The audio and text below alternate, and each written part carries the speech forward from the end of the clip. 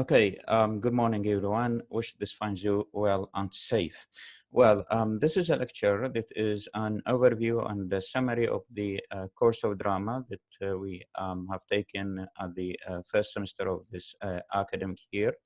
I'm giving this lecture because I'm aware that not all students were present in the lectures from the beginning because of the demonstrations. Some students were coming in and out, and so constantly they were missing lectures. So because we touched on many topics, and so these topics might not be very evident for too many students. So I have um, uh, made this lecture in order to gather all the threads together in order to give an overview of what we have uh, been doing throughout the semester.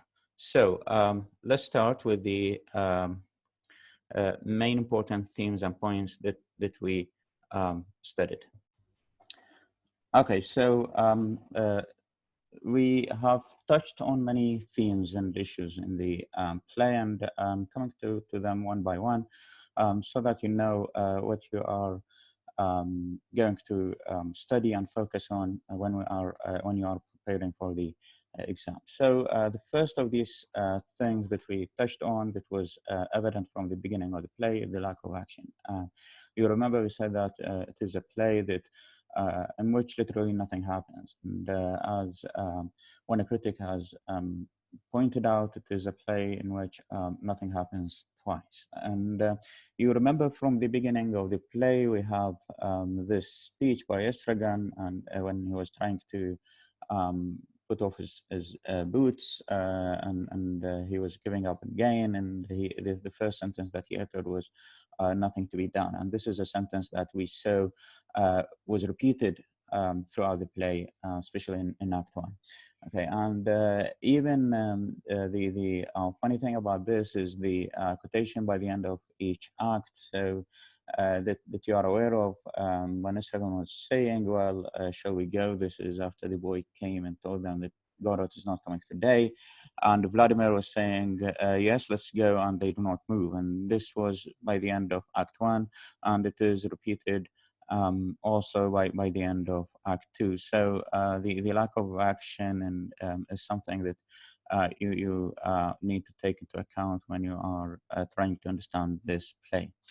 The other thing that we touched on very extensively is the story of the two thieves. And you remember we said that this story has many dimensions. One of them is that the unreliability of the historical sources, that there were four evangelists present, and only one of them told this story, and we are not sure the story is right or wrong. And the other thing that the story is saying that there is uncertainty of salvation, that it is contingent, as we are going to see later. And what is important about this story is that it's not just story, but rather it is very integral to the play. It is very central to the themes of the play. That's why we kind of related to the story of Cain and Abel, and how Adam kind of preferred one to the over the other. And also it is reflected in the story of the boy and his brother, and why Godot beats one of the boys, beats the boy's brother, but doesn't beat the boy. And also, you remember we said this is repeated in Lucky's speech when he says that of God who loves us dearly, with some exceptions for reasons unknown. And this is the important thing about the story of the two thieves, that one of them was saved and the other was damned for reasons unknown, and for very kind of trivial reasons. It's not related to what they have been doing all along. So the other thing that we also focused on was the idea of time and waiting. And you remember we said that whatever they are doing is just to pass the time. And then you remember we related this to the existentialist condition that they are having. This is, as the title of the play indicates, this is a very central theme to the play, and we have talked about it extensively. And you can go to our previous lectures about the essay of Martin Esslin to see what Martin Esslin also was saying about waiting and time, when he was saying that the main idea of the play is not Godot, but rather it is waiting, and how time kind of changes us, and we are subject to the um, um, to the effect of time. And one beautiful quotation from the play, when Pozo was leaving after Pozo and Lucky entered, and after the speech of Lucky, and after they have left. So when Vladimir and Sregan are alone on the stage, you see Vladimir was saying that passed the time. Okay, and Sregan was replying, it would have passed in any case, yes, but not so rapidly. So as you remember, we said that everything they are doing, every opportunity they get, is they just do it in order to pass the time, and they are kind of horrified by time. So and uh, you remember we said that with this quotation, you remember we said Vladimir was saying that time is uh, Vladimir was saying that time is uh,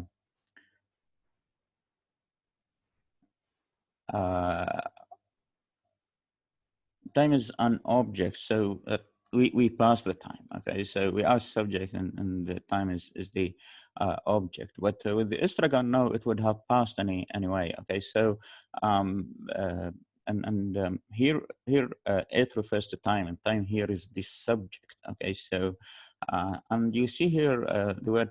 The verb past was used as a transitive verb, so it has an object, and the object is time. But here, time passes. It is an intransitive verb. It doesn't need an object. Time is the subject. There is no object for that. And you see here that well. And you remember we said that it is Estragon's idea that is more realistic than Vladimir's, because in fact we don't pass the time. The time passes. The time is just a constant, unstoppable flow that was going on and on for billions of years, and it will continue to go on and on for also billions of years. So no one can stop time, and so no one can pass time. And so it's not time that it's not we that pass time, but rather it is time that passes us. So here, as you remember, we said that Stragan was more realistic. Stragan was more to the point. So time passes anyway. So whether you did something, you didn't do anything, time would have passed. And Vladimir takes another view, and he says, yes, but not so rapidly. You remember we said that even the passage of time is something subjective, that it's not objective. When we say that something passed rapidly, something passed slowly, this is not the case in the objective world. Time passes, okay, not slowly, not rapidly, just passes, okay? But it is our impression, it is our subjective response to events that makes us feel that some events pass rapidly and some other events pass slowly. This is a very beautiful idea of time. And you remember now, you see that Estragan, what do we do now? I don't know. Let's go. We cannot. Why not? We are waiting for Godot. So this is one idea about waiting, and one important quotation that I just wanted to point out. Of course, there are many other important ideas and quotations in the previous lectures that you also need to go back to in order to know about time and waiting. The other topic that is uh, also important in the play is the topic of hope and salvation. And this is, related also to the story of the two thieves, that how do we know that we are saved? How do we know that we have gained the grace of God? Are there any objective or rational reasons upon which we can base our knowledge, or it's just arbitrary. Unfortunately, the play is saying the latter. It is just an arbitrary thing. So you remember one thing about that? We said it is uncertain, it is unpredictable. Like why, for example, Cain and Abel, like why one of them was saved and the other was damned. It's unpredictable. You remember we said that with the two thieves, with the and also we said that Godot himself is unpredictable, like why he beats one of the boys and spares the other. So the other thing about the hope of salvation is that it is contingent. So um, and contingent means it could have been otherwise. Like one of the thieves was down and the other was saved, not for obvious reasons, not for kind of absolute reasons, but rather just contingent reasons. That at the time of their execution, one of the thieves happened to say some favorable remark and he was saved, and the other made the opposite of that remark and he was down. So if the one, for example, who made a favorable remark, for example, did not make it or made the opposite remark, he would have been down. So it could have been otherwise. Like the one who was downed could have been saved, and the one who was saved could have been downed. And that's why you remember Pozo was saying that lucky you might have been in my shoes and I might have been in his. So maybe it is very possible that Lucky would have been the master and Pozo the slave. So it is all contingent. It's not necessary knowledge. And the other thing is the 50-50 chance of salvation. That you don't have a guarantee of salvation. And you remember you said that this is why Pozo was kind of horrified by the presence of Lucky, because if Lucky is there, there is a 50-50. So that's why he wanted to sell Lucky, maybe because in that case he would have been alone, and so the salvation comes to him just alone. Another thing that we tackled was religion. Okay, and the play is fraught with religious references. There are many references to the Bible. And Vladimir was asking Isragan, did you read the Bible or not? Okay, the story of the two thieves and many others, and Adam, Cain, and Abel, and all these references were to the Bible.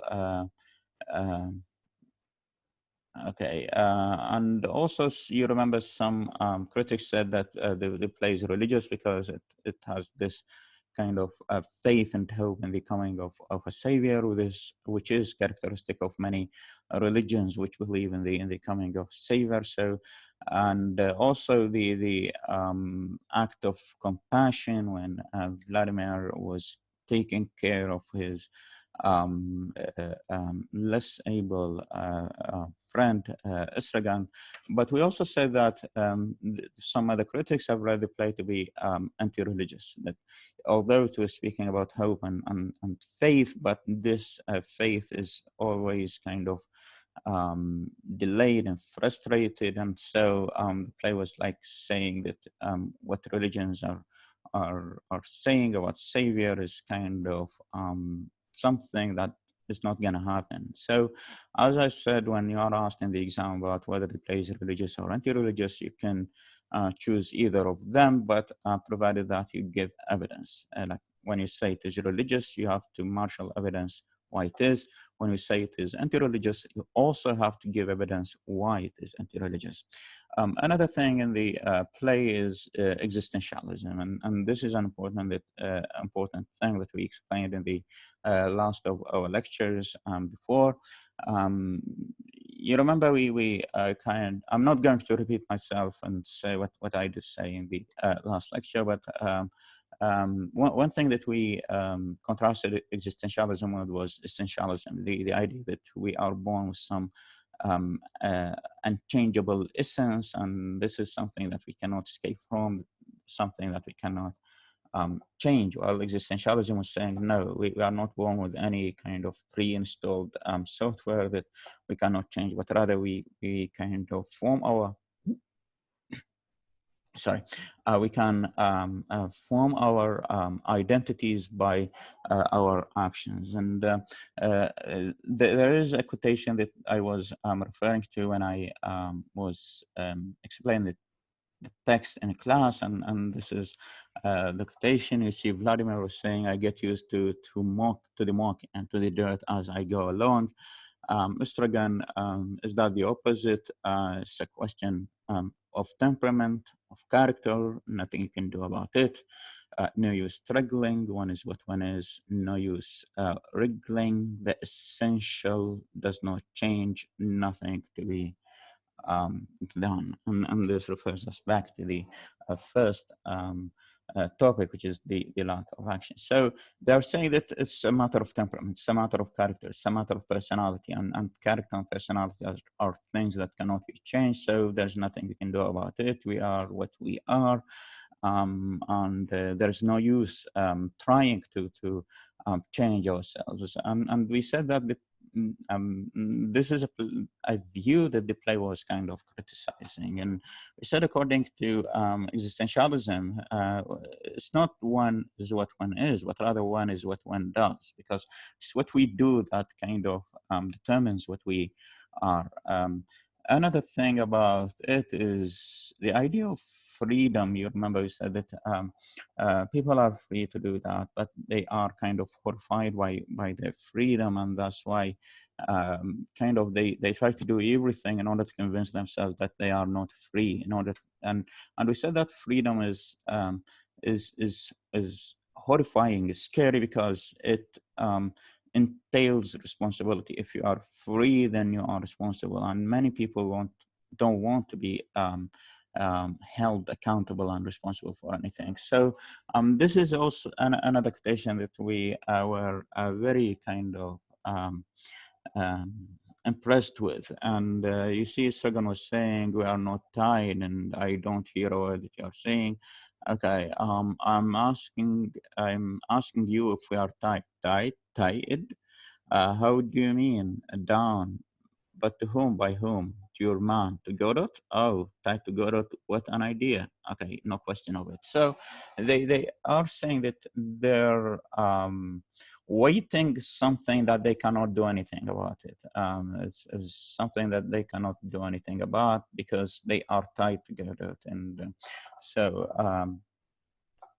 uh, and we know, of course, that they are not. They could just very easily take the decision and stop waiting and say we are done, enough is enough, and they just go away. But they don't. Okay, so they are free, but they are trying to do everything in order to convince themselves that they are not free and that they are tied in one way or another to Godot, of course. So, and you remember the word tied, we said it refers to ropes, and we said that there are literal ropes like the one Pozo uses in order to control Lucky, and there are metaphorical ropes like the one, for example, Estragon and Vladimir think themselves to be tied with to Godot. Another thing is choice. You remember we said that freedom is or means the ability to make your own choices. And we said that many people are just afraid of that because they don't want to have choice. And we refer to something in psychology which is called decision fatigue, because um, taking decisions depletes you psychologically. It is hard to take decisions because it needs thinking, and so people don't want to make decisions, their own decisions. That's why they delegate, even if they have the choice, they delegate that choice to other people. And this is what is happening with Vladimir Astragan. And the other thing you remember we said is bad faith. And bad faith is kind of a mechanism that people are using in order to convince themselves that they are not free. And is a justification that people are putting forward in order to convince themselves that they have no choice in what is happening to them. So they delegate their freedom that they essentially have to other people or to the society, to external circumstances, to parents, to the school, and so on. They try to get rid of that freedom. And this is a term, as we said, that is borrowed from the French philosopher Jean-Paul Sartre. Okay, and there is a quotation that we discussed in the last lecture, in the fifth lecture. Okay, Estrogen was saying, in the meantime, let's try and converse calmly, since we are incapable of keeping silent. Okay, yeah, right. We are inexhaustible. We don't get tired. Okay, it's so we won't think. Okay, we have that executed. So you remember I said that according to the existentialist interpretation of the play, that people are doing everything in order to avoid facing their existential dilemma, in order to avoid thinking about their existential condition, that about this suffering. So here, that they are, what they are doing, the activities that they are engaged with, like the like hugging themselves, like everything they were doing, all the exchanges, all the dialogue, all the conversation, all the speaking, was aimed at one thing, which is not let themselves think. So they are doing everything. They are speaking incessantly, continuously, unstoppable, in order not to think. Because and when you are not doing anything, you have to start thinking. When you are alone with yourselves, when you have nothing else to do, you start to think. And because they are afraid of thinking, and they're afraid of thinking because they are afraid of facing their real human condition. So that's why, you remember we said that silence is very, very scary. That's why here you see they go on speaking, and there's silence, and they are not tolerable with silence. So they resume speaking, and then when there's nothing for them to say, also there is silence, and they have to break the silence again, and so on, so on. So you see here, yeah, you're right. We are inexhaustible. Okay, it is so we won't think. This is, as you remember, you said, is the most significant line in the play. Okay, we have that excuse. So it's just a matter of justification, as they are justifying for themselves, not thinking. This is something that we extensively explained in the last lecture of our analysis of Martin Eslin's essay on waiting for Godot.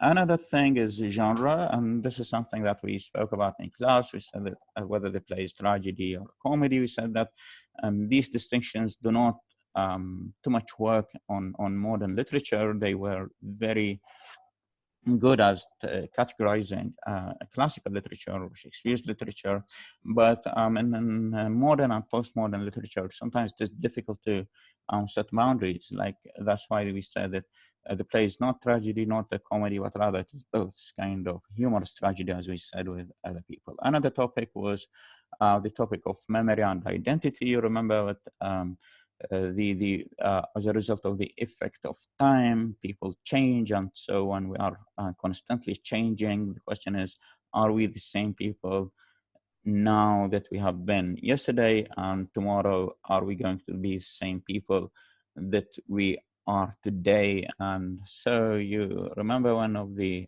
thing that we explained by the end of Act 1, the quotation when Poisson, like you have left, Estragon was saying, I'm unhappy. Not really, since when?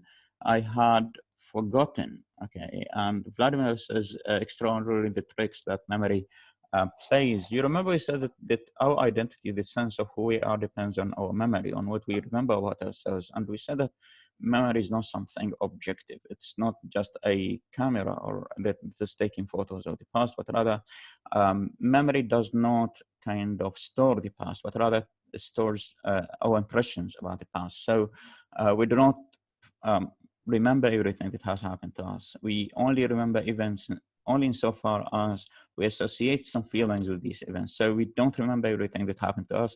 We remember only the things that made us very happy or made us very sad, the shocks, traumas, and so on.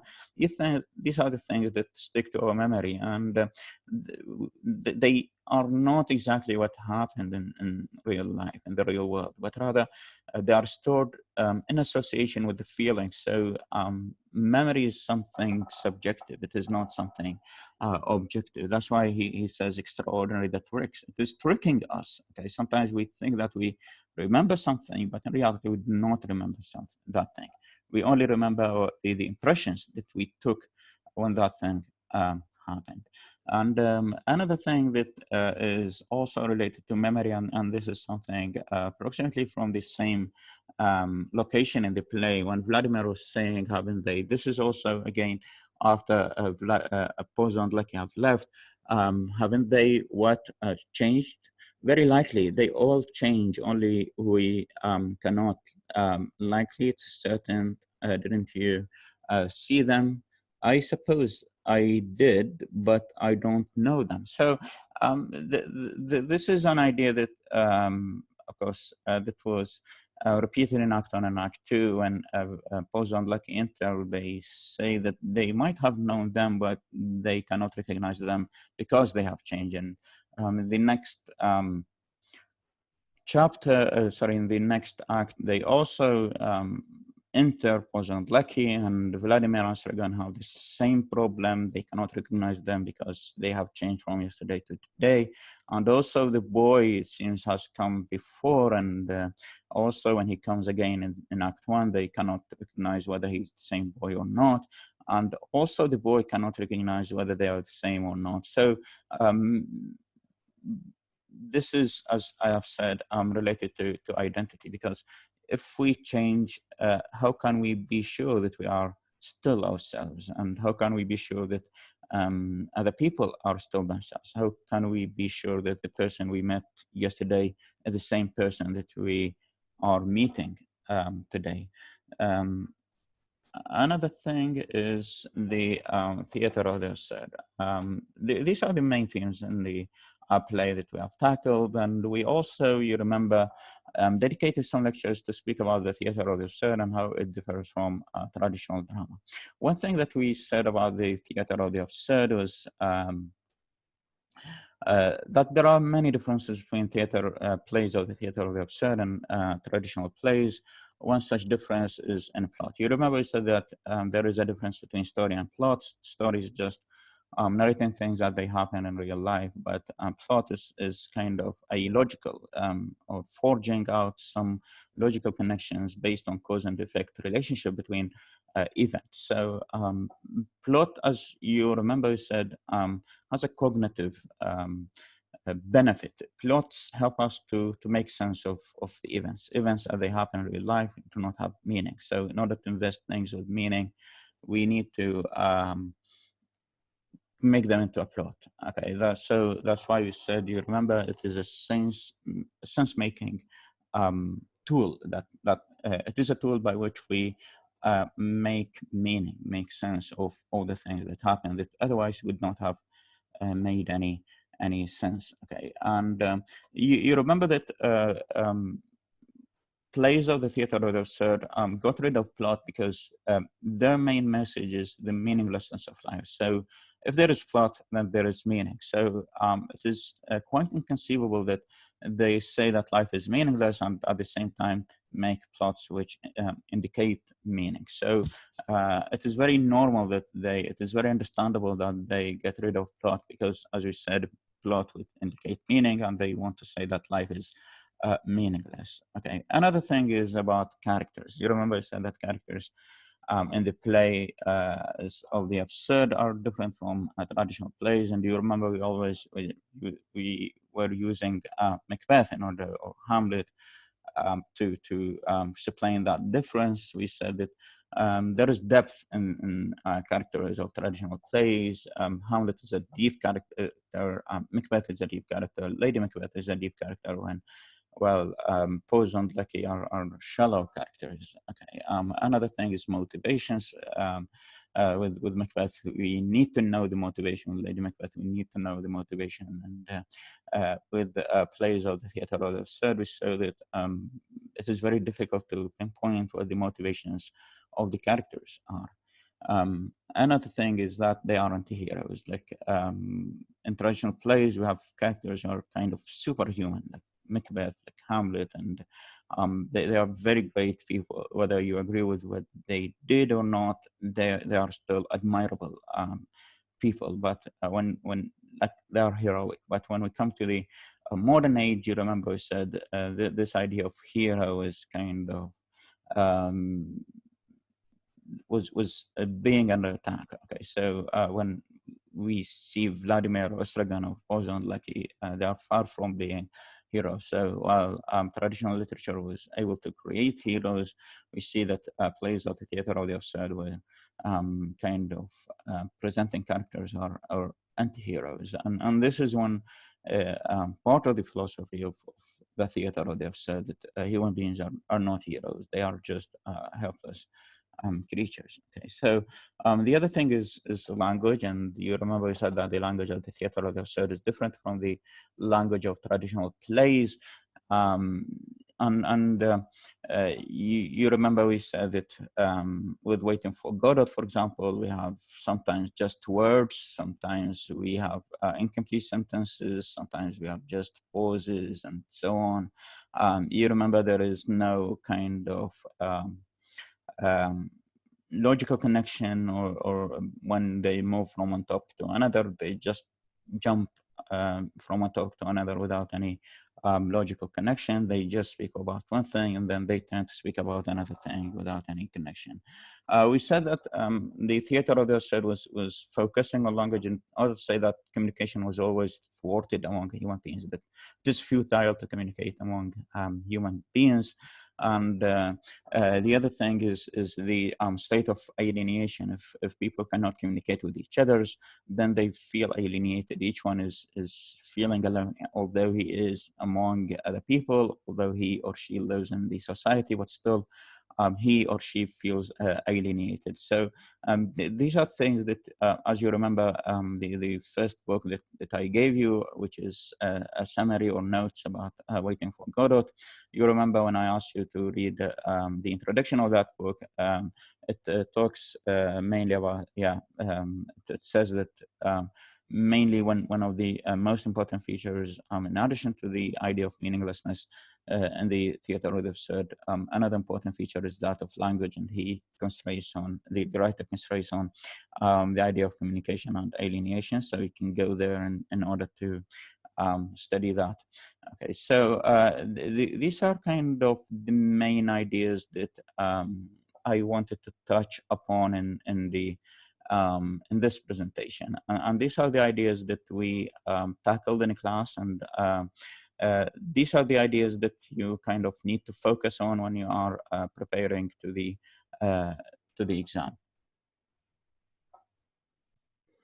And regarding your assignments, I'm going to mark them and return them to you one by one. One thing that students have asked about the course of drama and other courses, they were asking to be given feedback about their assignment. Unfortunately, for me and for other teachers, this would be very time consuming, because if we are teaching a morning studies and evening studies, and maybe the least class would have like 300 students, with all these students turning up their assignments, it would be very unlikely to give feedback on every single assignment. What I'm going to do is that I'm going to give general feedback after I kind of read all the papers or the assignments. I am going to see the pick out the most common mistakes that everyone was making, and or most of students were making, um, in order to point out these mistakes. And so I think it would be very helpful. I was doing that in the previous years.